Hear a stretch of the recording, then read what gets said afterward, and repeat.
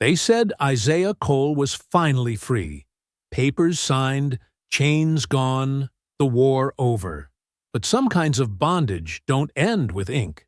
When Isaiah came back to Georgia in 1866, the fields still smelled of blood, and the men who once owned him were wearing badges, robes, and smiles. They called themselves the Order of Restoration. He called them by another name, unfinished business. One by one, he hunted them through the ruins of their own plantations, dragging them to the same trees where his mother once swung. The townsfolk whispered of a ghost, part soldier, part curse, stringing up his old masters before dawn and carving 3 words into the bark: "The freed remember." But vengeance burns both ways, and by the time the sun rose over the hanging tree, the South had learned one truth it could never forget. When the hunted learn to hunt back, no master sleeps easy again. Before we go any further, comment where in the world you are watching from and make sure to subscribe, because tomorrow's story is one you don't want to miss. The train whistle faded as Isaiah Cole stood alone on the platform, watching the iron beast disappear into the distance. Milledgeville Station lay half rebuilt around him, splintered wood patched with fresh lumber, Confederate graffiti painted over with hasty coats of whitewash. The Georgia air hung heavy with moisture, wrapping him in a familiar blanket of heat that his 3 years in the North had not erased from his memory. Isaiah adjusted the wrapped rifle against his shoulder and gripped his carpetbag tighter. His Union coat, faded blue wool that had seen the blood fields of Petersburg, marked him as something both foreign and threatening in this conquered land. Yet he wore it deliberately, like armor. The station clerk, a thin white man with yellowed eyes, watched him from behind a barred window. "You lost, boy?" he called out, the old habit of command still fresh in his mouth, despite the war's outcome. Isaiah met his gaze without blinking. "No, sir. I know exactly where I'm going." His voice was quiet, but carried the weight of certainty. The clerk looked away first. The road south stretched before him like an old scar cutting through red clay earth. Isaiah walked with the measured pace of a man conserving strength for a longer journey. Each step stirred dust that settled on his worn boots, Union-issued, like the coat. 3 miles to the Beaumont plantation. 3 miles closer to the first name on his list. The land around him bore the marks of war and neglect. Abandoned fields where cotton once grew now sprouted wild brambles and stunted pine saplings. Nature reclaiming what men had torn from her. An overturned wagon, its wooden wheels rotting, lay beside a dried creek bed. The charred remnants of a farmhouse stood like blackened ribs against the sky.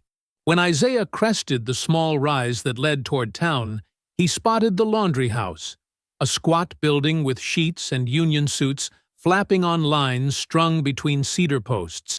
Steam poured from large tubs in the side yard, where several women worked in the heat. The oldest among them, a heavy-set woman with arms strong from decades of wringing, looked up as his shadow fell across her washing. "Lord have mercy," she breathed, straightening her back with one hand pressed against her spine. "Is that Isaiah Cole I'm seeing, or has the heat finally cooked my brain?" Isaiah's face softened slightly. "It's me, Aunt Millie." "Well, don't just stand there like Judgment Day. Come give an old woman a proper greeting." She wiped soapy hands on her apron and opened her arms. Isaiah set down his belongings and embraced her carefully, feeling the solid warmth of her, a piece of his past that hadn't been destroyed. She smelled of lye soap and cornbread, scents that pulled at memories he'd tried to bury. "You look like you've seen the whole world, and none of it pleased you much," Aunt Millie said, stepping back to examine him. Her eyes caught on the rifle. "You ain't come back to start trouble, have you?" "We got enough of that already." "Just came to see home," Isaiah said, the lie sitting uneasy on his tongue. Aunt Millie snorted. "Ain't much home left to see. Yankees burned most of Beaumont down when they came through." Nothing there but ghosts and chimney stones now. And the people? The old masters? Isaiah kept his voice casual, but his fingers tightened around the carpetbag handle. Aunt Millie's face darkened. She glanced at the other laundresses, then pulled Isaiah closer to the shade of an oak tree. They're back. Not all died in the war like we hoped. Judge Beaumont lost his money, but not his life. He's living in town now, in that yellow house by the courthouse, playing the good citizen to the Union men. Crane? Isaiah asked, his voice dropping lower. That devil! Aunt Millie spat on the ground. Got himself a little shack out past Macon Road. Drinks most days. Whips colored folks for pay when plantation owners want to pretend the old ways still stand. Isaiah's jaw tightened. And Reverend Whitlow? Got himself a new church. Smaller than before, but his congregation's growing again. Preaches redemption on Sundays, then meets with the others at night. She leaned closer. They got a brotherhood now. Call themselves the Order of Restoration. Masked men riding after dark, leaving messages for those they think stepping above their place. Restoration, Isaiah repeated, tasting the bitter word.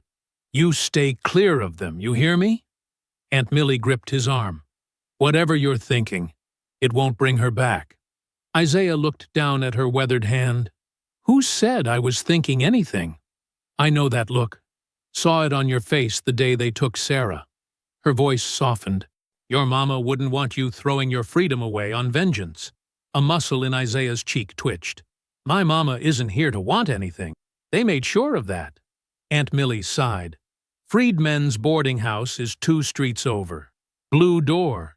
Tell Jeremiah I sent you. He'll give you the attic room cheap. She pressed something into his palm. A small corn cake wrapped in cloth. Eat something. You're too thin. Isaiah nodded his thanks, tucked the food away, and continued toward town.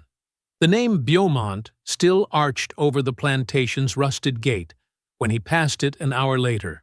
Beyond stretched acres of overgrown fields surrounding the blackened skeleton of the main house. Only the stone foundations and a few charred beams remained, like the rib cage of some massive beast picked clean by vultures. He didn't linger.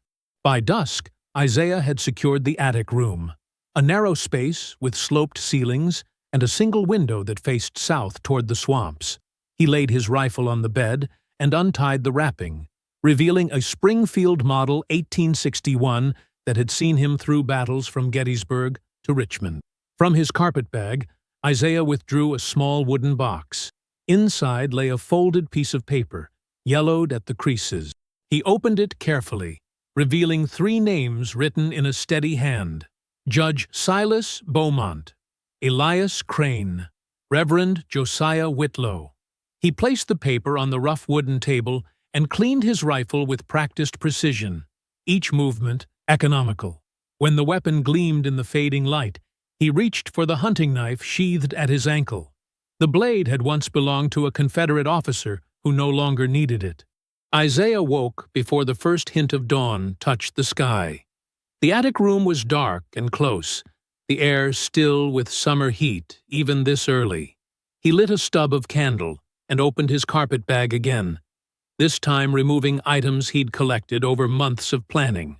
A threadbare black coat with 2 long sleeves, a worn collar that a real preacher might wear, and a Bible so well used its leather cover had softened like cloth. He dressed slowly, binding his soldier's posture into the humble stoop of a man of God. The mirror showed him a different person, no longer the hard-eyed Union veteran, but a simple traveling preacher, weathered by faith and miles. Isaiah practiced a gentle smile that never reached his eyes. The Lord's work, he whispered to his reflection, voice pitched higher than his natural tone. Just seeking souls to save. From his pocket, he withdrew a small vial. The apothecary in Washington had called it laudanum for sleep, but Isaiah knew its strength. 4 drops for pain, 10 for deep sleep. The entire vial for a journey with no return. He tucked it carefully into the Bible, hollowed out between Revelation and the back cover. Outside, purple-gray clouds hung low, promising rain. The weather would work in his favor. Fewer people on the roads to remember his face. Isaiah slipped from the boarding house quietly, nodding to a sleepy-eyed woman sweeping the front step. "Blessings, sister," he murmured. She crossed herself as he passed. The road to Macon stretched 30 miles south through pine forests and swampland. Isaiah set a steady pace, his eyes scanning each bend and rise for danger. Georgia was not safe for a black man traveling alone, freed or not. The war's end had unleashed new hatred, new ways to enforce old hierarchies. By mid-morning, the first drops fell. The rain came steady but not hard, dampening the dust and bringing out the rich smell of earth. Isaiah had covered 8 miles when a wagon approached from behind, driven by an old white farmer with a load of fence posts. "Need a ride, preacher?" the man called, slowing his mules. Isaiah touched the brim of his hat. "The Lord would bless such kindness, friend." The farmer helped him up. "Where you headed?" "Wherever souls need saving," Isaiah replied, opening his Bible as if in devotion. The pages fell to Exodus. "For I will pass through the land of Egypt this night, and will smite all the firstborn in the land of Egypt, both man and beast." The farmer drove him another 12 miles before turning off toward his own land. Isaiah walked 6 more before catching another ride with a freedman hauling chickens to market. By late afternoon, the rain had stopped, leaving the world steaming and green. As the sun lowered, Isaiah found himself on the outskirts of Crane's property, a neglected 10 acres with a shabby cabin set back from the road. A broken fence surrounded a yard strewn with rusting farm equipment. 2 skinny hounds barked at his approach. "Shut up, you mangy beasts!" a voice bellowed from inside. The door banged open, and Elias Crane stumbled onto the porch, a jug in his hand. The years had not been kind to him. Once barrel-chested and powerful, he was now bloated and loose, his face mottled with broken veins and sun damage. The same cruel eyes, though, small and mean under heavy brows. "What you want?" Crane called, squinting at Isaiah. Isaiah bowed slightly, keeping his face partially shadowed by his hat. "Reverend Jackson, sir. I'm traveling through, spreading the good Lord's word." He held up his Bible. "The storm looks to be returning. I wonder if I might shelter in your barn for the night. I can offer prayers for your soul in return." Crane spat a stream of tobacco juice into the dirt. "Ain't got no barn. Got a shed." He eyed Isaiah suspiciously. "You one of them northern preachers? Come to tell us our business with the coloreds?" "No, sir. Georgia born and raised. Just a humble servant trying to bring comfort in hard times." Isaiah stepped closer, his head still bowed. "The Lord loves all his children, even those who've strayed from his path." Crane snorted. "Lord ain't done much for me lately." He took another pull from his jug. 2 hired hands coming by later. "You can wait in the house till then. Don't much like eating alone." Thunder rumbled in the distance as Isaiah followed Crane inside. The cabin stank of unwashed clothes, spilled liquor, and something else, a deep rot that seemed to have seeped into the walls. A single room with a plank table, a lumpy bed, and a stone fireplace where a cast-iron pot bubbled with something that might have been stew. "You drink, preacher?" Crane asked, dropping heavily into a chair. "On occasion," Isaiah said, settling across from him. "To ward off the damp." Crane grinned, revealing tobacco-stained teeth.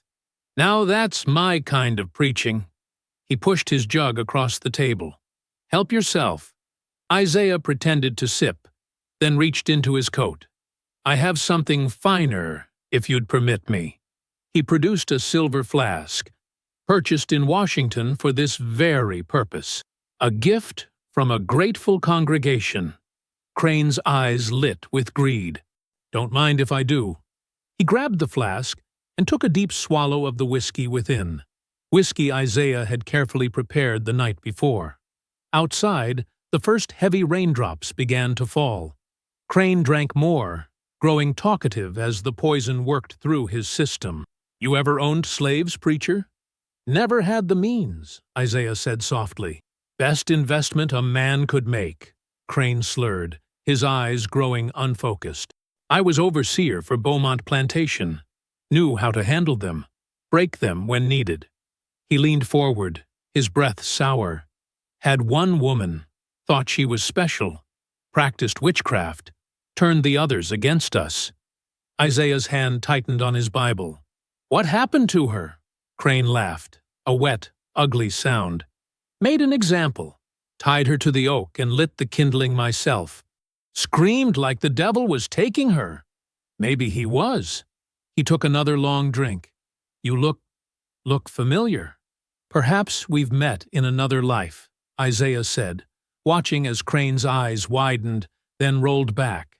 The flask slipped from his fingers. His body slumped forward onto the table. Isaiah checked for a pulse, faint but fading. He had perhaps an hour before Crane's hired hands arrived. Enough time. The rain came down in sheets as Isaiah dragged Crane's heavy body across the muddy yard to a massive oak tree that stood like a sentinel at the property's edge. The same tree. It had to be. He could almost hear his mother's screams beneath the thunder. With practiced hands, Isaiah fashioned a noose from the rope he'd carried coiled around his waist beneath the preacher's coat. He hoisted Crane's body up, securing the rope to a thick branch. The overseer's feet dangled a foot above the ground, twitching as the last life drained from him. Isaiah drew his knife and carved deep into the bark. "The freed remember." Back at the cabin, he gathered his few belongings, then set his preacher's coat and Bible ablaze in Crane's fire pit. The flames leapt high, hungry for the dry wood. No evidence would remain of Reverend Jackson. No one would remember his face. The storm had reached its full fury when Isaiah stepped outside again. Lightning split the sky, illuminating Crane's body swinging from the oak, a dark silhouette against the electric blue. Thunder crashed so loudly it seemed to shake the earth. Isaiah stood in the downpour, letting the rain wash over him. His body trembled, not from cold, but from something deeper. A release of tension he'd carried for years. "One down," he whispered as lightning flashed again, turning night to day for one brilliant moment. The borrowed mule picked its way carefully along the muddy road. 2 days of rain had turned the Georgia clay into slippery red slurry that sucked at hooves and boots alike. Isaiah sat straight in the saddle, his face set like stone beneath the brim of his hat. The animal belonged to a freedman who'd offered it without questions, needing only to see the haunted look in Isaiah's eyes to understand some debts can only be paid in blood. Thunder still rumbled in the distance, though the storm had mostly passed. The skies remained the color of a fresh bruise. Trees dripped steadily onto Isaiah's shoulders, but he barely noticed. His mind traveled between two places, the swinging body he'd left behind and the names that still waited on his list. As Milledgeville came into view, Isaiah noticed unusual activity along the road. Riders passed him, white men with grim faces, some carrying rifles. They barely glanced at him, just another black man on a mule. Not worth their attention, but Isaiah knew what drove them. News traveled fast in these parts, especially news of the hanging kind. The town itself buzzed like a disturbed beehive. Isaiah dismounted at the edge of the square, leading the mule to a water trough. 2 white women stood nearby, their voices carrying clearly. "Found him yesterday morning, swinging from his own oak tree," the first woman said. "Jenkins, who delivers milk, saw him first. Nearly died of fright." "They're saying it was spirits," the second woman whispered. "Revenge from beyond. Or those Freedmen's Bureau agitators," the first said sharply, "stirring up the coloreds against their natural betters." Isaiah dipped his hat to hide his smile and led the mule toward the livery stable. The freedman who owned it, A barrel-chested man named Moses took the reins with a knowing look. "Been some excitement while you've been gone," Moses said quietly. "Overseer from old Beaumont Place found himself at the wrong end of a rope." "Is that so?" Isaiah replied, his voice neutral. Moses nodded slowly. "Folks saying it's the start of something. Saying someone's out there settling old scores." He paused. "You need anything, you let me know." Isaiah pressed a silver coin into Moses's palm. "Appreciate the care of the mule." The Magnolia Inn stood at the center of town, its white columns still grand despite the war's passage. Isaiah had no intention of staying there.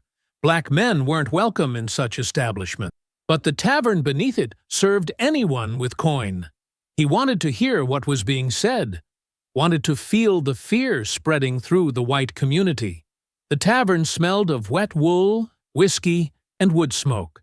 Conversation died as Isaiah entered, but the barkeep, a one-armed Confederate veteran, merely nodded toward a small table in the corner, the unspoken boundary for colored patrons. Isaiah ordered a meal and sat with his back to the wall, listening. "Calling it murder, plain and simple," a red-faced farmer was saying. "Man wasn't popular, but he deserved a trial if he done wrong." "What trial?" another scoffed. "Yankees won the war. Ain't no justice for white men now." A third man, better dressed than the others, leaned forward. "Judge Beaumont says we must remain calm. Captain Warren's promised a full investigation." Isaiah stiffened at the names, his spoon hovering midway to his mouth. Before he could process this information, the tavern door swung open, admitting a tall figure in a blue uniform. The room went quiet again, though with a different quality, resentment rather than surprise. Captain Samuel Warren stood straight as a pine tree, his beard neatly trimmed, his uniform spotless despite the muddy roads. His gaze swept the room and settled on Isaiah. Recognition flashed in his eyes. "Cole?" he called out. "Isaiah Cole? By heaven, it is you!" The captain crossed the room in long strides, oblivious to the stares. He extended his hand, and Isaiah rose slowly to take it, aware of every eye upon them. "Petersburg," Warren said warmly. "You were with the 5th Massachusetts. Saved my fool neck during that Confederate counterattack." "Yes, sir," Isaiah replied carefully. "Long time ago now."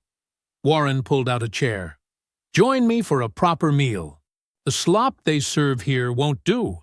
He looked around at the silent patrons and added loudly, "This man fought bravely for the Union, showed more courage than any soldier I've known." The invitation wasn't one Isaiah could refuse, not without drawing unwanted attention.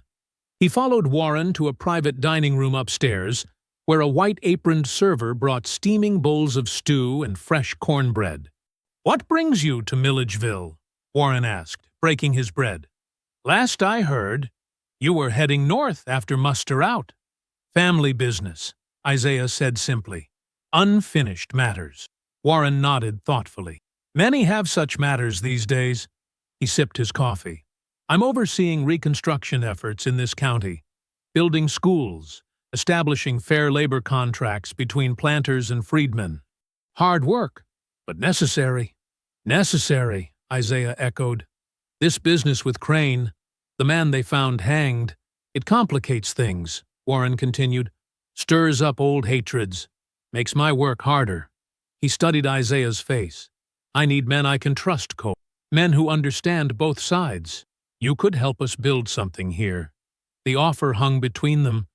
Isaiah felt something shift inside him, a brief, unexpected hope. Perhaps there were other ways to right old wrongs. Perhaps. "The funding comes from forward-thinking local men," Warren said proudly. "Judge Silas Beaumont has been particularly generous. He's seen the light, understands the old ways must change. He's donated land for our first school and meeting house." Isaiah's spoon clattered against his bowl. The name struck him like a physical blow. Judge Beaumont, the same man who'd ordered his mother whipped for teaching him letters. The same man who'd watched Isaiah branded with a hot iron when he'd tried to escape, now playing the benevolent reformer. "Are you well, Cole?" Warren asked, concerned. "Just tired from the road," Isaiah managed. "This Judge Beaumont? He owned slaves before the war?" Warren nodded. "Many did, but men can change. Beaumont's determined to make amends." He leaned forward. "The position pays $15 monthly. You'd have quarters at the new Freedmen's Bureau office. What do you say?" Isaiah forced a smile. "I need to think on it, Captain. Kind offer." Later, alone in his rented attic room, Isaiah unfolded his list in the lamplight. With a stub of pencil, he drew a thick line through Elias Crane's name. The other two names seemed to burn on the page: Reverend Josiah Whitlow and Judge Silas Beaumont. His hands trembled, not with doubt, but with renewed purpose. The judge would be well guarded, careful. But the preacher, the man who'd blessed the whip and justified every cruelty with Scripture, he would be easier to reach. "The preacher next," Isaiah whispered to the shadows. Outside, thunder rumbled one last time, as if in agreement. 2 mornings later, Isaiah sat on a wagon bed among other travelers headed to Sandersville. The driver, an elderly freedman named Solomon, hummed hymns as he guided his mules along the still muddy road. The sky had cleared to a painful blue, and Sunday's heat pressed down on them all. "Church day," Solomon announced to his passengers. "Y'all going to hear the word?" Several nodded. Isaiah pulled his hat lower and said nothing. His Sunday plans involved a church, certainly, but not for the reasons others might guess. "That Reverend Whitlow," a woman said, fanning herself with a folded paper. "He preaches fire, sure enough. Fire for some, comfort for others," Solomon replied cryptically, his eyes briefly meeting Isaiah's in silent understanding. Sandersville appeared before them around midday, a town bigger than Milledgeville, with more buildings untouched by Sherman's march. White columns and brick storefronts gleamed in the sunshine, presenting a face of recovery and normalcy that masked deeper wounds. The First Baptist Church stood at the end of Main Street, its white steeple reaching skyward like an accusing finger. A bell tolled, summoning the faithful. Isaiah watched as townspeople streamed toward its doors. White families through the front entrance, colored worshippers filing around to a separate side door that led to the back pews and balcony.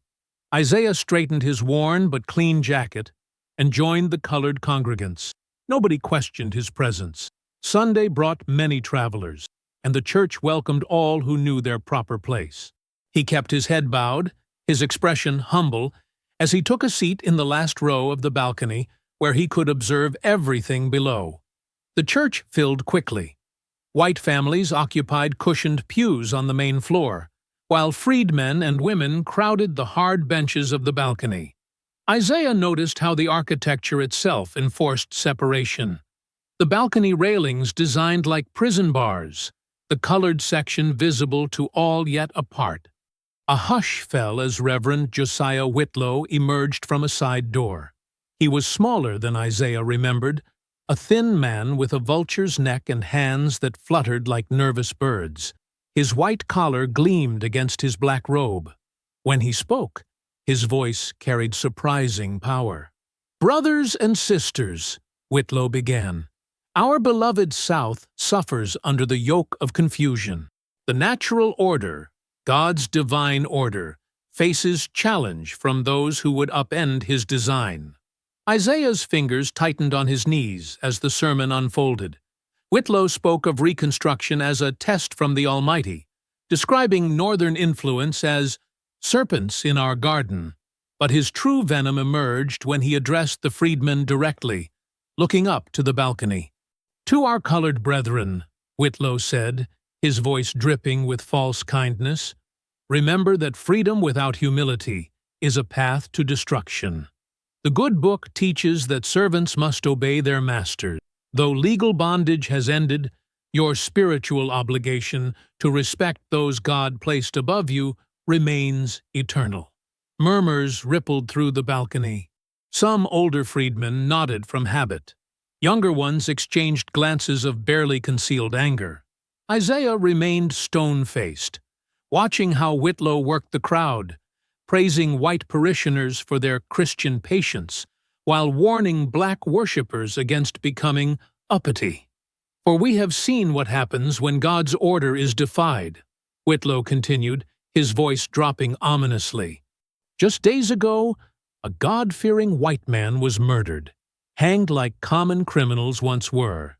This abomination shows what follows when natural hierarchies collapse." Isaiah felt eyes shifting toward the colored section, suspicious glances seeking guilty faces. He kept his expression neutral, his gaze steady on the preacher who had once blessed the whip laid across his back.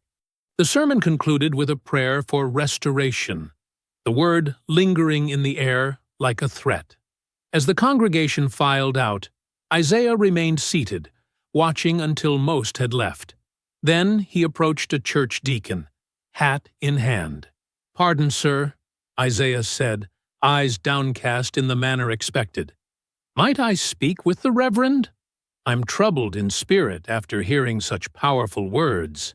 The deacon looked him over suspiciously. "Reverend's busy with important folk after service." "Please, sir," Isaiah insisted. "I'm passing through carrying burdens. His guidance would ease my journey." Something in Isaiah's voice, perhaps the careful humility that had helped him survive slavery, convinced the deacon. "Wait by the parsonage. He'll see you when he's finished with the white parishioners." The parsonage stood behind the church, a modest clapboard house with a small garden.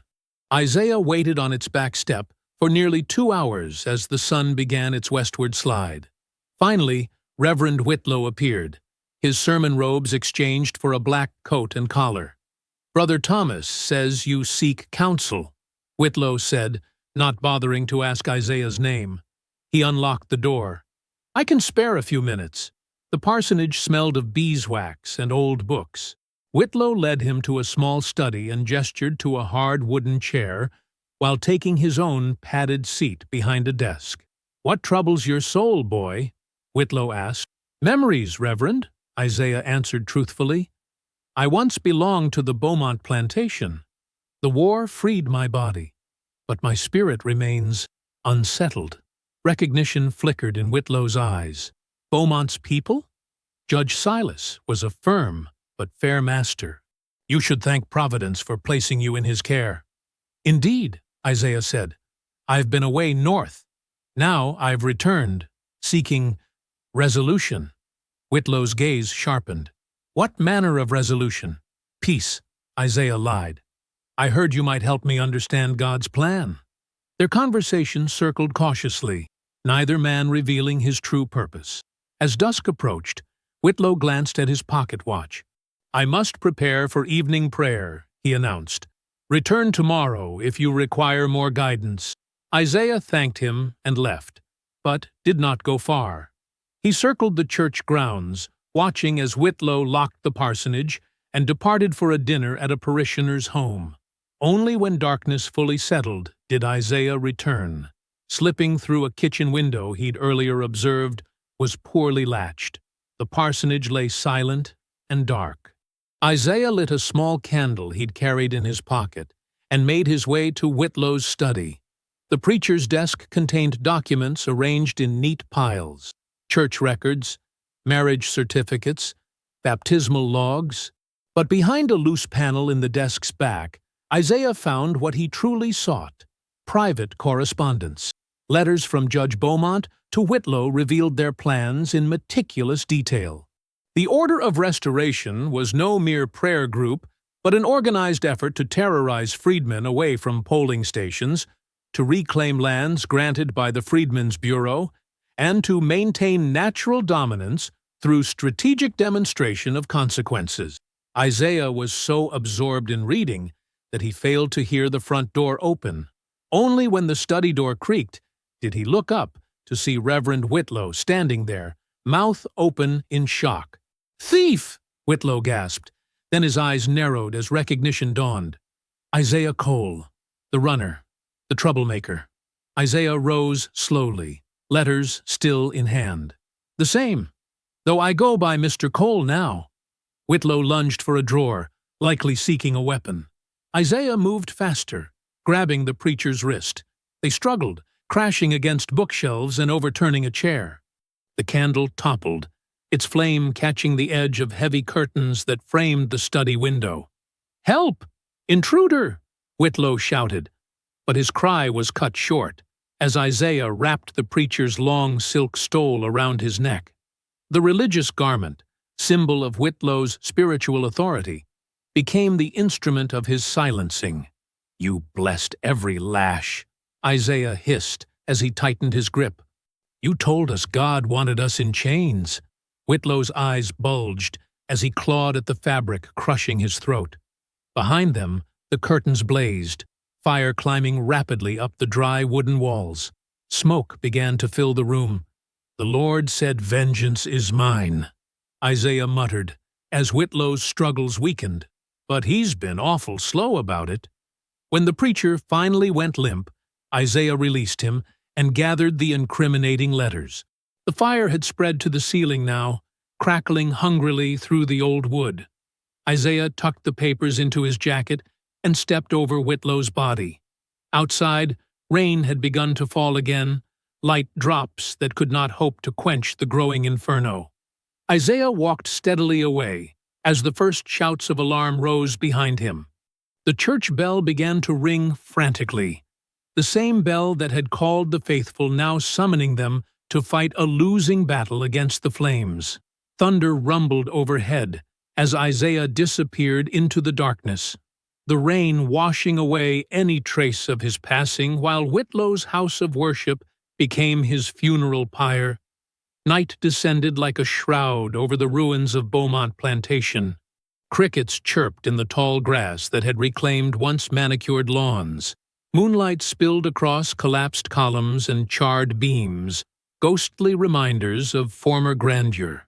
Isaiah moved like a shadow through this graveyard of Southern aristocracy.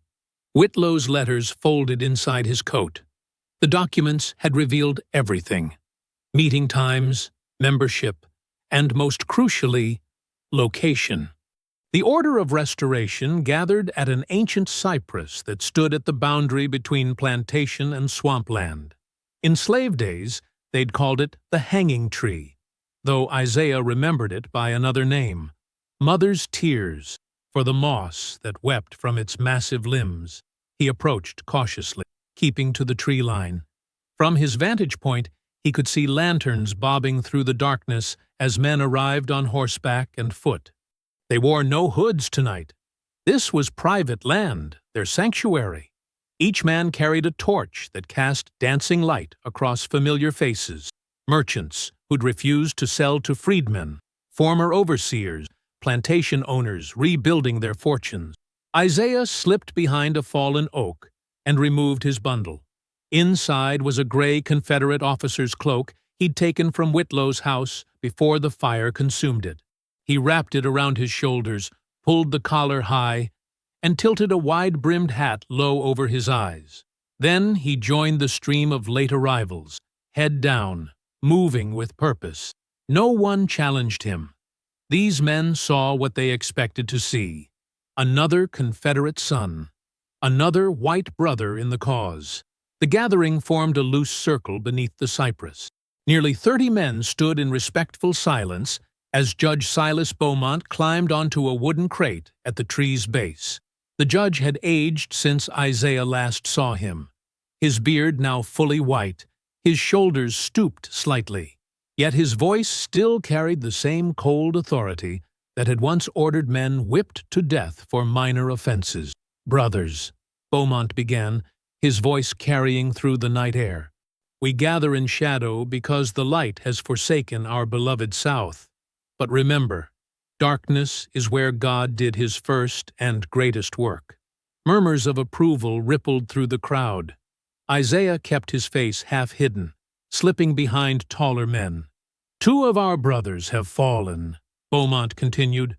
"Crane and Whitlow, men of principle, murdered by those who mistake freedom for license. Their blood cries out for justice." Justice, the occupying army denies us. Isaiah's hand tightened around the knife concealed beneath his cloak, as the judge detailed their plans. In 1 week's time, we will demonstrate the consequences of defiance. Pine Hollow, that nest of northern-taught Negroes, must serve as example. Their school teaches dangerous ideas. Their church preaches equality. Beaumont's voice hardened. We will purify it with fire, as our fathers would have done. Cheers erupted. Men raised torches higher, faces alight with righteous hatred. Isaiah scanned the crowd, counting weapons, pistols tucked into belts, rifles leaning against trees. He needed a distraction. Tonight, the judge continued, we consecrate this ground anew. Let us pledge our sacred honor to restore what God ordained, white dominion over this land and all who dwell therein. As the men bowed their heads in twisted prayer, Isaiah moved. He slipped to the edge of the gathering, where pine-pitch torches had been thrust into the ground. With a swift motion, he knocked one against a patch of dry brush. Flames licked upward instantly. He moved to the opposite side, repeating his action. Then again, and again. Before anyone noticed, fire surrounded them on 3 sides. Fire! Someone shouted. Panic erupted. Men scrambled, colliding with one another, trampling the underbrush and spreading the flames faster. In the confusion, Isaiah discarded the Confederate cloak. He moved with purpose toward Judge Beaumont, who stood frozen by the cypress, watching his brotherhood scatter like rats. Their eyes met across the chaos. Recognition dawned on Beaumont's face. Isaiah? You remember me, Isaiah said, voice flat. I'm honored. Fear replaced shock on the judge's face. Guards, he called, but his lieutenants were already fleeing the spreading fire. Isaiah advanced. No one's coming, Judge, just like no one came when you hung my mother. Beaumont drew a small derringer from his coat pocket. Stay back. I'll shoot. The gun wavered in his elderly hand. Isaiah knocked it aside with his forearm and drove his fist into Beaumont's stomach. The old man doubled over, wheezing. 2 men noticed and rushed to the judge's aid. Isaiah had anticipated this. He drew his knife, fighting with the cold precision he'd learned in war. 1 man fell clutching a slashed arm. The other backed away when Isaiah's blade opened his cheek. Isaiah grabbed Beaumont by his collar and dragged him toward the cypress. The judge's boots left furrows in the dirt as he struggled weakly. In the firelight, the tree's massive trunk and sprawling branches loomed like a giant's gallows. Please, Beaumont gasped. Mercy! Did you show mercy? Isaiah asked, voice barely audible above the crackling flames. When my mother begged. He bound the judge's hands with rope he'd carried for this purpose. The 2 injured men who'd tried to help were similarly restrained. Isaiah worked methodically, even as the fire began to subside, having consumed the dry underbrush, but failed to catch the green swamp vegetation. When dawn broke hours later, the cypress bore strange fruit. 3 men, Judge Beaumont and his 2 lieutenants, hung side by side from its lower limbs, their shadows stretching across scorched earth. Isaiah knelt at the tree's base, digging a small hole among its roots. From around his neck, he removed a tarnished locket, the only thing he'd managed to save when they'd sold his mother. He placed it in the earth and covered it. Now the dead can rest, he whispered, his voice hoarse from smoke and exhaustion. He didn't notice the figure watching from the distant tree line, a man whose features mirrored the hanging judge's in younger form. Caleb Beaumont had returned early from his recruiting mission, drawn by the glow of fire against the night sky. He arrived too late to save his father, but in time to witness the execution from afar. As Isaiah disappeared into the morning mist, Caleb emerged from hiding. He cut down his father's body with shaking hands, cradling the corpse as tears carved clean lines down his soot-stained face. If the law won't hang him, Caleb vowed, his whisper harsh in the stillness, I will. He laid his father gently on the ground and noticed something gleaming in the fresh dirt beneath the tree. With trembling fingers, he dug out Isaiah's mother's locket, turning it over in his palm. As the sun rose fully, casting long shadows through the cypress branches, Caleb pocketed the locket and began making arrangements for his father's burial, and for a vengeance that would echo through Milledgeville like thunder. Morning dew glistened on the scorched field surrounding the cypress tree. Isaiah rode slowly on a borrowed mare, his body aching from the night's work. Behind him, wisps of smoke still curled from blackened patches of earth. The rising sun cast long shadows through the branches of the hanging tree, where 3 bodies had swayed until Isaiah cut them down before departing. He felt hollow rather than triumphant. The names were crossed off his list, but the weight on his shoulders hadn't lifted as he'd expected. Still, a grim satisfaction settled in his chest. Judge Beaumont would never again sit in judgment over black bodies.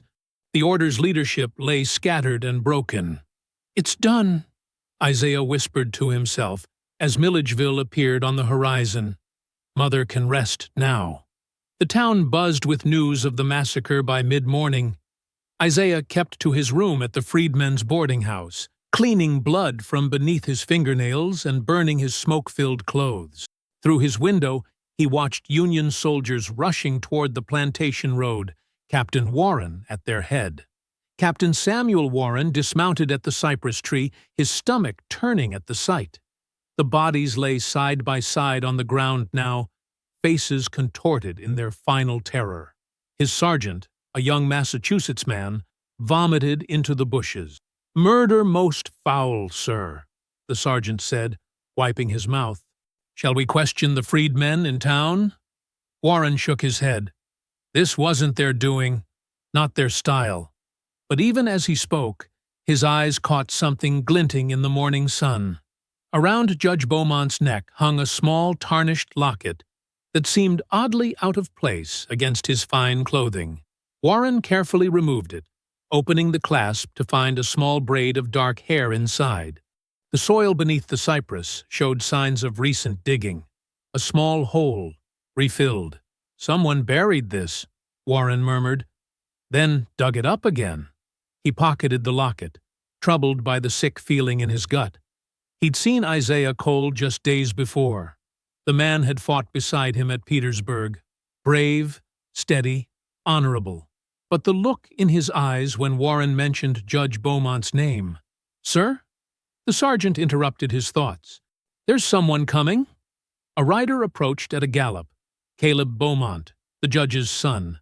His face was ashen, eyes red-rimmed from crying or lack of sleep. "Captain?" Caleb called out, dismounting. "I heard the news." His voice caught as he approached his father's body. He knelt, touching the old man's cold face with trembling fingers.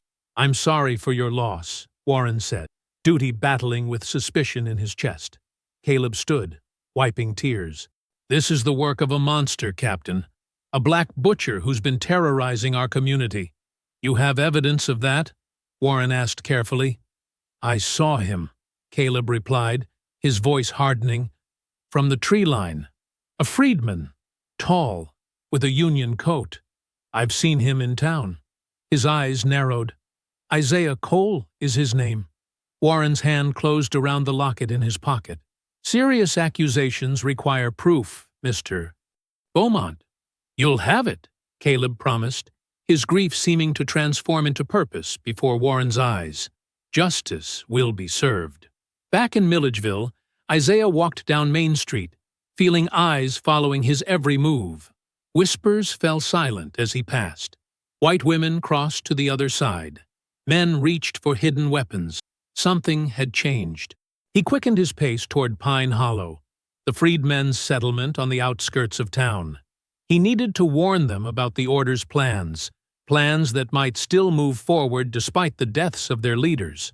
Pine Hollow consisted of a dozen simple cabins and a small wooden schoolhouse. Children played in the yard while a slender woman in a faded blue dress supervised their games.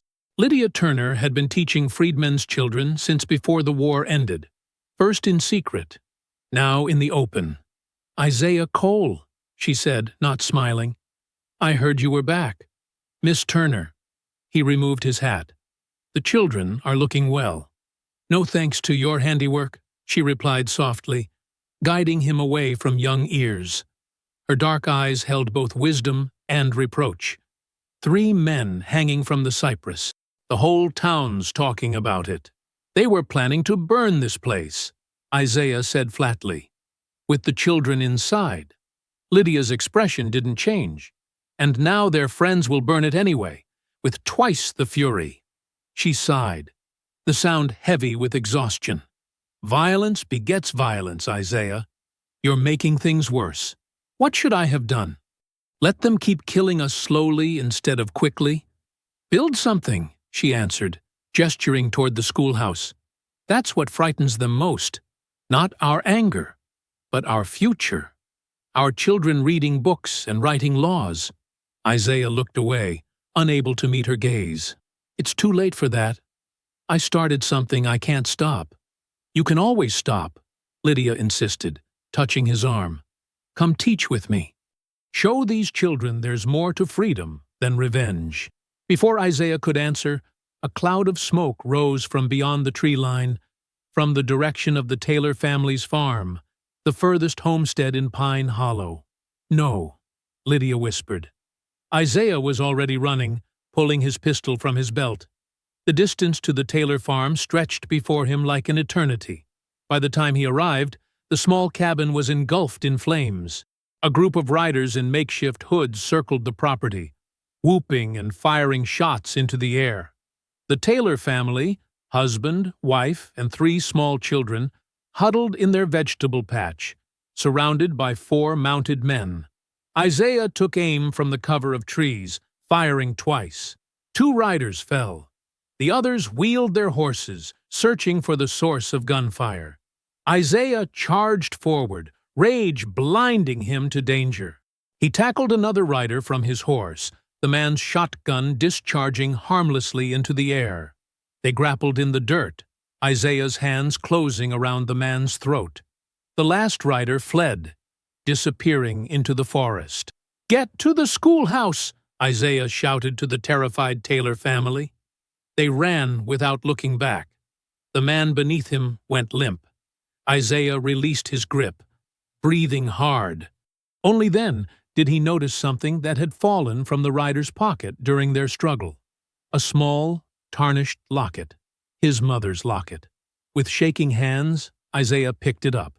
He'd buried it beneath the cypress, yet here it was, carried by one of Caleb's men. Someone had dug it up, stolen this last piece of his mother from her resting place.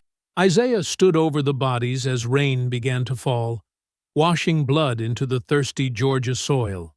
The locket felt heavy in his palm, its chain broken, its secret violated. "You want to play ghosts?" he said into the wind, raindrops mixing with tears on his face. "Then I'll haunt you back." Dawn broke over Pine Hollow, painting the sky in shades of amber and gold. Smoke still rose from the charred remains of the Taylor farm, thin gray wisps reaching toward heaven.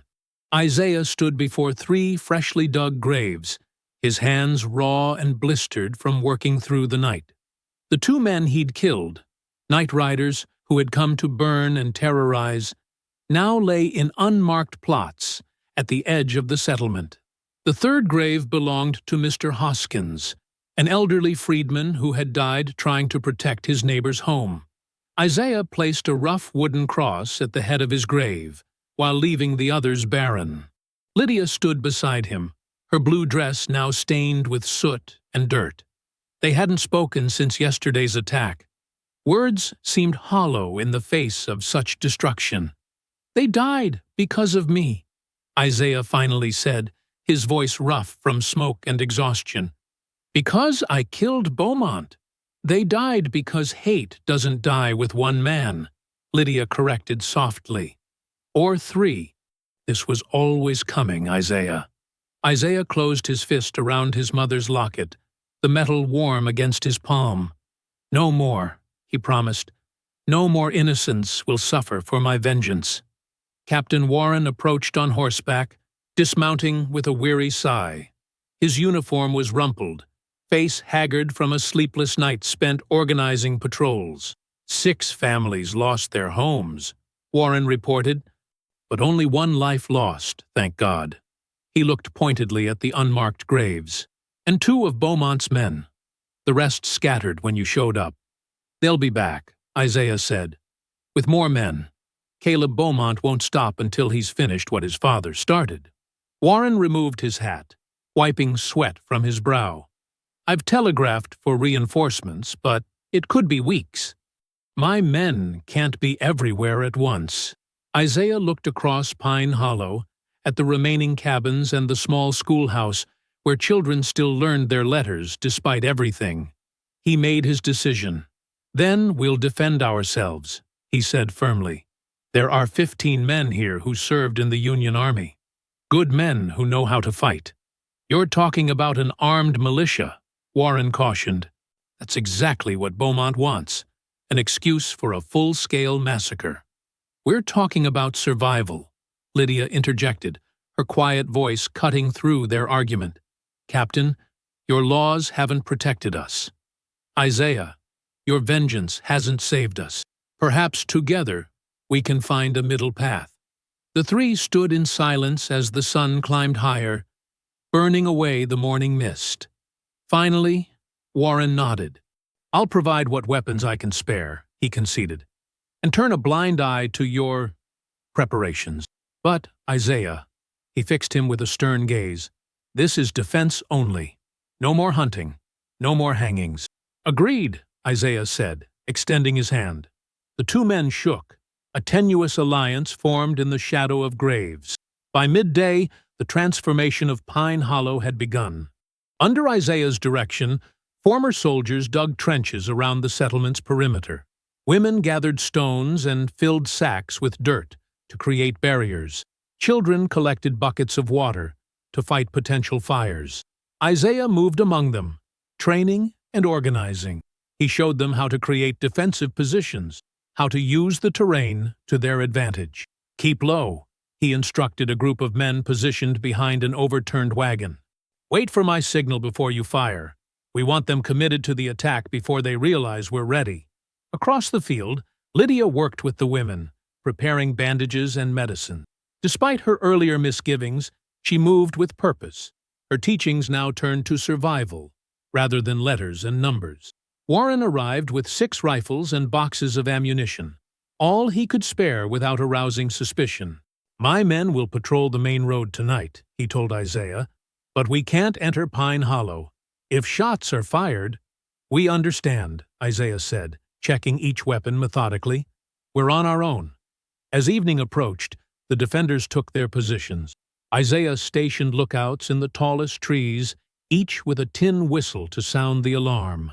The weakest, children, the elderly, pregnant women, were hidden in a root cellar beneath the schoolhouse. "They'll come from the north," Isaiah told the assembled fighters. "Through the pines where the shadows are deepest. They'll expect us to be sleeping, unprepared." His voice carried across the gathering. "But we will not be victims tonight." Darkness fell. Minutes stretched into hours. The moon rose, bathing Pine Hollow in silver light. Just after midnight, a whistle pierced the silence. "They're coming," Isaiah whispered. "Hold steady." Torches appeared at the edge of the forest. 20, perhaps 30 riders in white hoods. At their head rode Caleb Beaumont, his face uncovered, as if proud to be recognized. "Burn it all!"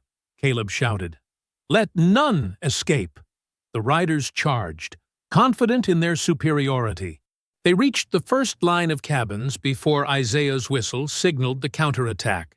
Gunfire erupted from concealed positions. Riders fell. Horses reared in panic. The simple traps Isaiah had set, rope lines strung between trees, pits covered with brush, took down more. Confusion spread through Caleb's forces as they realized they'd ridden into an ambush. Isaiah moved through the chaos like a ghost, firing with deadly precision. He spotted Caleb trying to rally his men and took aim, but couldn't pull the trigger. Warren's words echoed in his mind. Defense only. Instead, he fired into the air. "Retreat!" he shouted in a voice mimicking Caleb's. "Fall back!" The deception worked. The night riders broke, fleeing back toward the forest. Within minutes, the attack had collapsed. As suddenly as it had begun, the battle ended.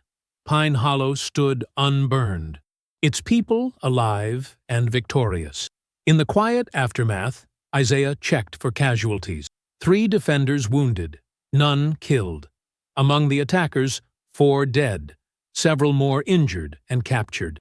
A strange feeling settled over Isaiah, not the hollow emptiness of his previous acts of vengeance, but something warmer. The people of Pine Hollow emerged from hiding, embracing their protectors. Children who had cowered now cheered. This, he realized, was what redemption felt like. Later, as dawn approached, Isaiah found Lydia sitting alone on the schoolhouse steps. "You were right," he said, settling beside her. "Building something is harder than destroying it." "But worth more," she replied. Her hand found his, fingers intertwining. "Maybe we can still build something here." Isaiah felt the weight of her touch, gentle but strong, like the woman herself. "I'd like that." When the sun rose, Isaiah walked alone to the cypress tree. The hanging ropes had been cut down, but the scars on the bark remained. He unwrapped his rifle, the weapon that had seen him through war and vengeance. With deliberate movements, he dug a hole at the base of the tree and placed the rifle inside, covering it with earth and stones. "No more," he whispered to the ghosts that haunted this place. The sun climbed higher as Isaiah returned to Pine Hollow. Fireflies began to flicker over the schoolhouse, their light a counterpoint to the darkness that had nearly consumed them all.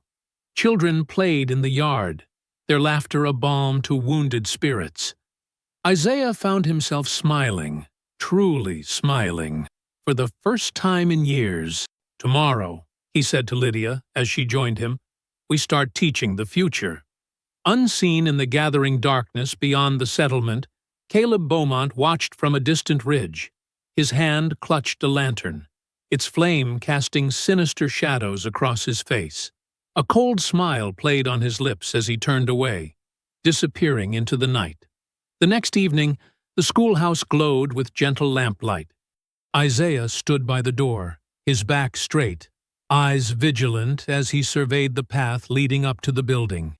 Inside, Lydia moved among the children, her finger tracing letters on a slate board. Her voice rose and fell like music as she guided them through their reading lesson. "And what sound does this letter make?" she asked, pointing to the letter S. "Shh," the children answered in unison, their faces bright with concentration. Isaiah allowed himself a small smile as he watched through the open doorway.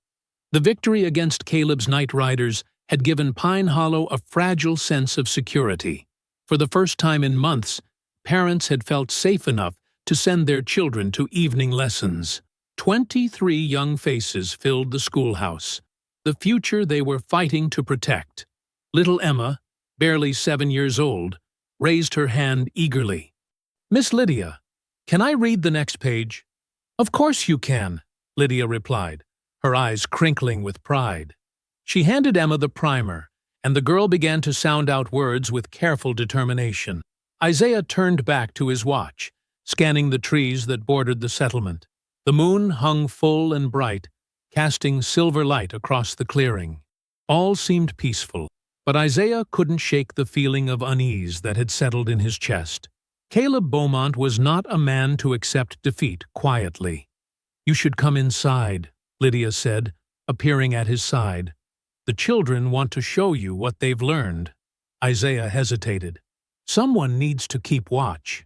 "Just for a few minutes," she insisted, her hand warm on his arm. "They've been practicing especially for you." He relented, following her inside. The children greeted him with shy smiles and excited whispers. For the next half hour, Isaiah sat on a rough wooden bench as they took turns reading simple sentences. each one beaming with accomplishment when they finished without mistake. Daniel, a serious boy of 10 whose father had died in the war, approached Isaiah with a folded piece of paper.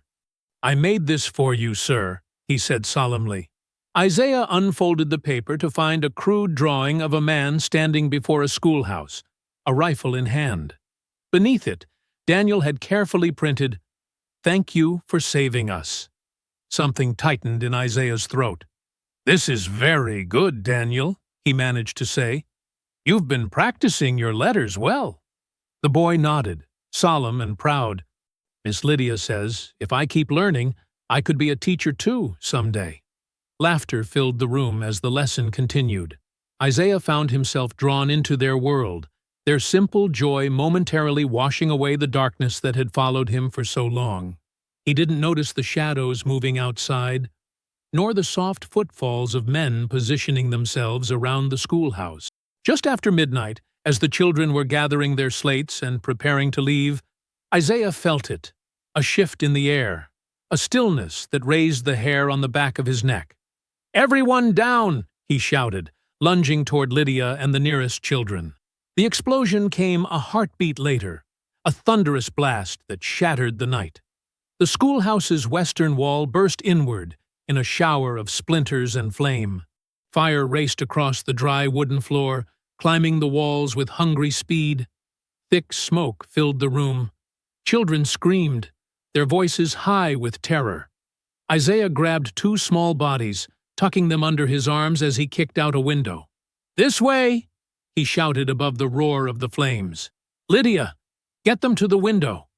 Lydia moved through the chaos with remarkable focus, guiding terrified children toward Isaiah.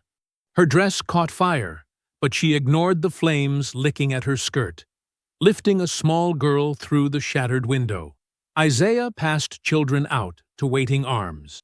Parents had heard the blast and come running.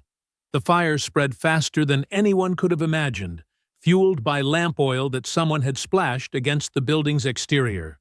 "Daniel!" Lydia cried, turning back into the inferno. "I can't find Daniel."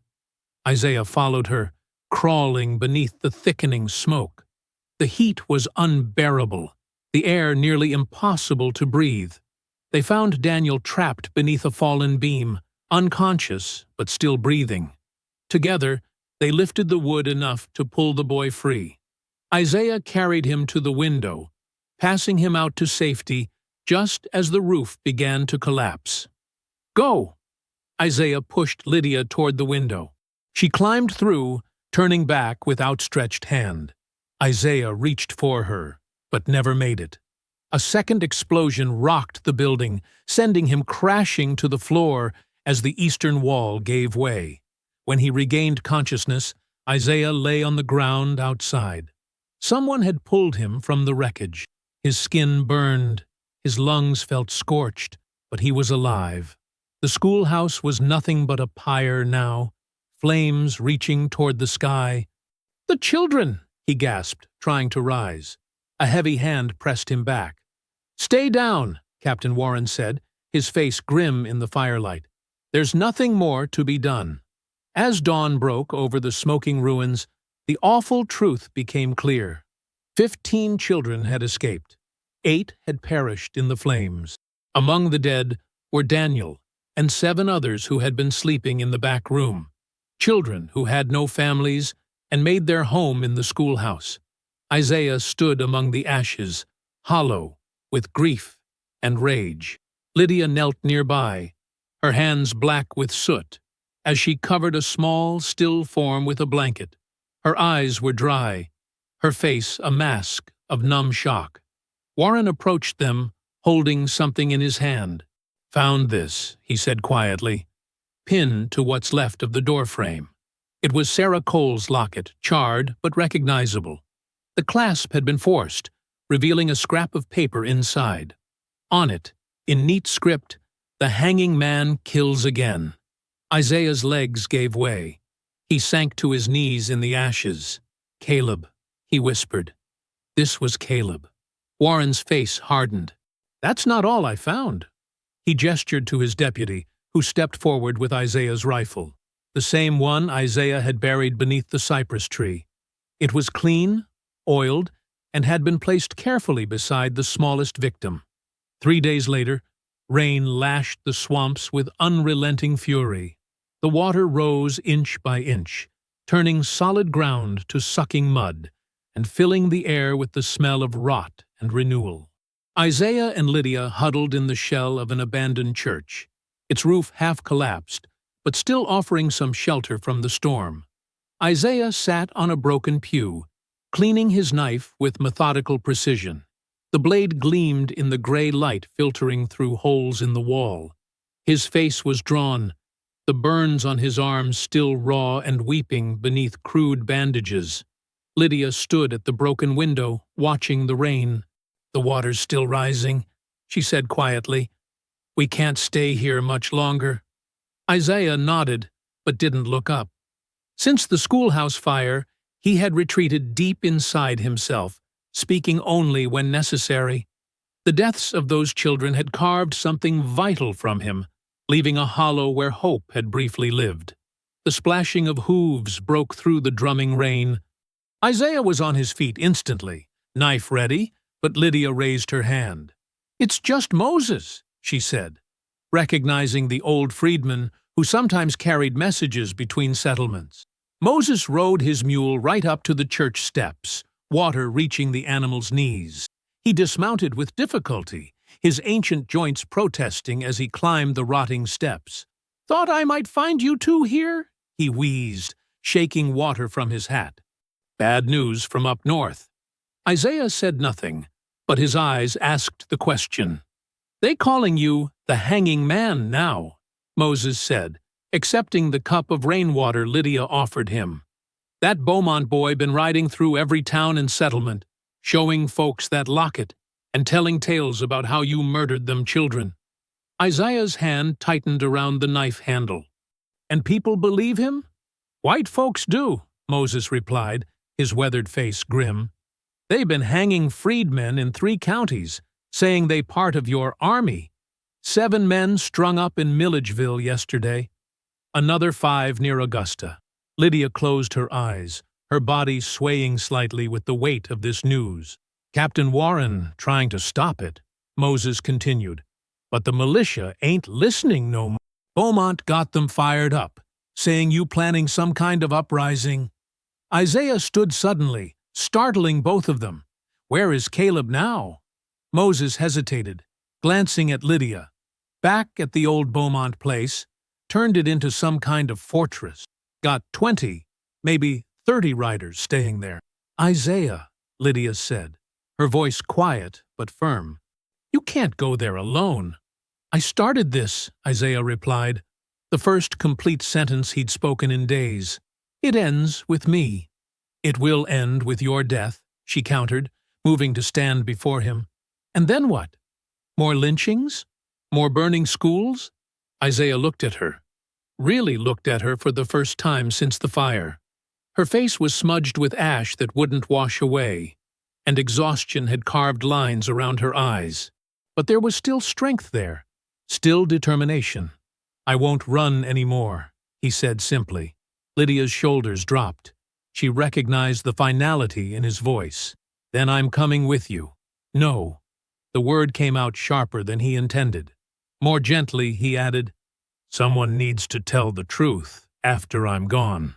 Moses shifted uncomfortably, water dripping from his tattered coat. "Beaumont's offering $50 to whoever brings him your head," he said. "There's men in the swamp already looking." Isaiah nodded as if this was expected news. He gathered his few belongings, the knife, a small pouch of ammunition, and a faded photograph of his mother that had somehow survived the years. "You get Lydia to the Union garrison in Augusta," he told Moses. "Warren will listen to her." Lydia started to protest, but Isaiah cut her off with a look that brooked no argument.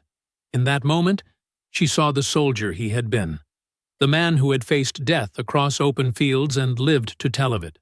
"Isaiah," she said softly, "this won't bring those children back." "No," he agreed, tucking the knife into his belt. "But it might save the ones still alive." The rain eased slightly as Isaiah stepped outside. The world had turned to water and shadow, the boundaries between land and swamp erased by the storm.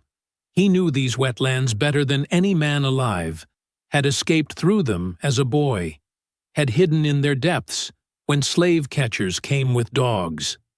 Lydia followed him to the edge of the church steps. "Isaiah," she called, her voice nearly lost in the patter of rain. When he turned, she pressed something into his hand. A small carved figure made from cypress wood. "Daniel made this," she said, "for luck." Isaiah closed his fingers around it, feeling the rough edges bite into his palm.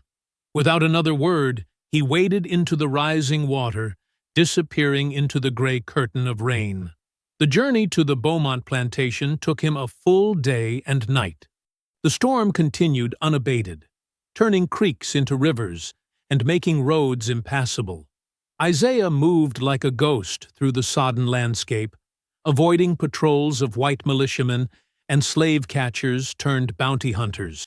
By dusk of the second day, he reached the rise overlooking the Beaumont estate. The grand house that had once stood there was nothing but a blackened skeleton, but light glowed from the nearby overseer's quarters and stables. Men moved about in the rain, horses stamped in temporary corrals, and the Confederate flag flew defiantly from a makeshift pole. Isaiah counted at least 25 riders, too many to face in direct combat. He would need to draw Caleb out alone. The ancient cypress tree still stood at the edge of the property, its massive trunk scarred by lightning and fire. This was where Judge Beaumont had hung so many slaves over the years. This was where Isaiah had strung up the judge himself. The tree had seen more death than any battlefield, its roots fed by generations of blood. As darkness fell completely, Isaiah approached the tree. The rain had finally stopped, but water still dripped from the heavy branches, creating a constant patter like distant gunfire. He reached up and tied a length of rope to a sturdy limb, creating a noose that hung at just the right height. Then he waited, sitting with his back against the trunk, knife ready in his hand. He didn't have to wait long. Just after midnight, a figure emerged from the overseer's quarters and walked purposefully toward the cypress. Caleb Beaumont moved with the confident stride of a man who believed himself untouchable, a lantern swinging from his hand. Morning broke over the swamp like a bruise, purple light seeping through the thick clouds. The storm had finally passed, leaving behind a world washed clean but wounded. Water still dripped from every leaf and branch, and the ground had turned to a soup of mud and debris. Captain Samuel Warren led a small party through the flooded terrain, following tracks that were rapidly disappearing in the soggy earth. Lydia trudged beside him, her skirts heavy with mud, her face tight with worry. "We should have found him by now," she said, scanning the tree line. Warren nodded grimly. He'd been tracking Isaiah since dawn, driven by duty, but also by something deeper, a sense that justice and law had parted ways in this broken land. They crested a small rise, and the old Beaumont plantation spread before them. The main house was nothing but charred timbers, but the outbuildings still stood. In the distance, the ancient cypress tree rose like a monument to all that had happened. Warren raised his field glasses. "There," he said quietly, handing them to Lydia. She looked, her breath catching. Two silhouettes hung from the cypress, one still, one moving feebly. "Hurry!" she cried, already running down the slope. They found Isaiah half-conscious at the base of the cypress, blood seeping from a wound in his side. Above him, Caleb Beaumont swung gently in the morning breeze, his face frozen in a final look of hatred. A frayed rope lay beside Isaiah's outstretched hand, cut through with his knife. Warren knelt, torn between duty and mercy. The law demanded he arrest this man. The evidence was undeniable. Beaumont hung dead, and Isaiah's knife was still wet with the cut that had severed one noose but left the other intact. "Isaiah," Lydia whispered, cradling his head. "Can you hear me?" Isaiah's eyes fluttered open, focusing with difficulty. "The children," he rasped. "Did I save any of them?" Warren looked away, unable to answer. In that moment, he made his decision. "Help me get him up," he said to Lydia. "We need to leave before Beaumont's men return." Together, they half-carried Isaiah through the swamp to Warren's waiting wagon. The journey back to Augusta took nearly 2 days, with Isaiah drifting in and out of consciousness, mumbling names of people long dead. At the garrison, Warren wrote his report by lamplight. His pen hovered over the paper as he considered his words carefully. "Caleb Beaumont died in a failed raid against Union forces," he wrote finally. His body was recovered near the border of Liberty County. Of Isaiah Cole, he wrote nothing at all. The seasons turned. Summer heat gave way to autumn chill, then to winter's brief grip. By spring, new growth had begun to cover the scars of war and vengeance. Isaiah stood on the porch of the new schoolhouse, watching children play in the yard. The building sat beside the stump of the old cypress, which had been cut down in February. Beside it, a young oak sapling grew, its leaves bright green in the April sunshine. "They're getting better at their letters," Lydia said, joining him on the porch. She handed him a cup of chicory coffee, their fingers brushing briefly. "They learn quick," Isaiah agreed. His voice was stronger now, though sometimes pain still lined his face when he moved too suddenly. The wound in his side had healed, but deeper injuries remained. In the months since that night at the cypress tree, Isaiah had found purpose in small, daily acts of building rather than destroying. He taught the children woodcraft and numbers, while Lydia handled reading and writing. Together, they were creating something neither had dared hope for during the war: a future. Once a month, Captain Warren visited with supplies: books, slates, pencils, and sometimes medicine. He never spoke of what had happened at the Beaumont plantation, and Isaiah never asked about the official report. Some truths were better buried. "The new benches are finished," Isaiah said, nodding toward the classroom. "Just need to sand them smooth." Lydia smiled. "You've become quite the carpenter." "Had a good teacher," Isaiah replied. "My father built things before they sold him south. In the yard, children chased each other in a game of tag, their laughter rising like music above the soft rustle of leaves. Isaiah watched them, his expression thoughtful. "I'm going to visit my mother's grave today," he said quietly. "Want to come?" Lydia nodded. Together, they walked the half-mile to the small cemetery where freedmen had begun burying their dead with proper markers instead of the unmarked stones of slave times. Sarah Cole's grave was simple: a wooden cross with her name carved by Isaiah's hand. He knelt beside it, placing the frayed piece of rope on her headstone. "The dead rest now," he whispered, his fingers tracing the letters of her name. Lydia stood beside him, silent in her respect. After a time, she placed her hand on his shoulder. "And the living?" she asked gently. Isaiah looked up at her, his eyes clear for the first time in years. "The living got work to do." They returned to the school as the sun began its descent toward the horizon. The children had gone home, leaving the yard quiet, save for the whisper of wind through the young oak's branches. Isaiah sat on the porch steps, watching the sunset paint the sky in shades of orange and purple. Lydia joined him, her shoulder touching his. "You ever think about leaving?" she asked. "Going north, maybe?" Isaiah considered this, his gaze on the sapling oak where once a cypress of death had stood. "No," he said finally. "This is where I need to be." He watched the children's swing move gently in the evening breeze. No rope hung from the oak branches, only a simple wooden swing that he had built with his own hands.